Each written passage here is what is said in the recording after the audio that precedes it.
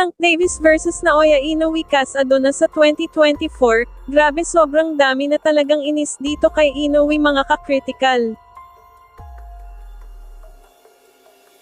Well sa kakatapos nga lang ng laban ni Top Alice at Inoue ay marami nga ang kumunat ang noo nung manalo si Inoue kasi alam naman natin na sobrang dami din talagang gustong-gusto na matalo si Inoue pero ang tanong paano at sino?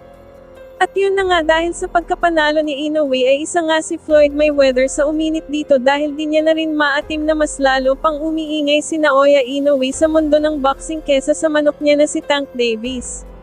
Kaya naman sa sobrang pagka-alarma ay agad niya itong hinamon muli na maikasa ang Tank versus Inoue para magkaalaman talaga.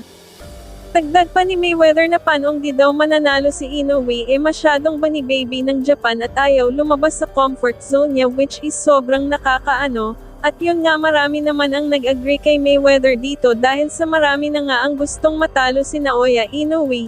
Ikaw ka-critical ano ang masasabi mo sa Tank Davis versus Naoya Inoue des 2024 sa tingin mo matutudukan na ba ang paghahari-harian ng Hapon sa mundo ng boxing?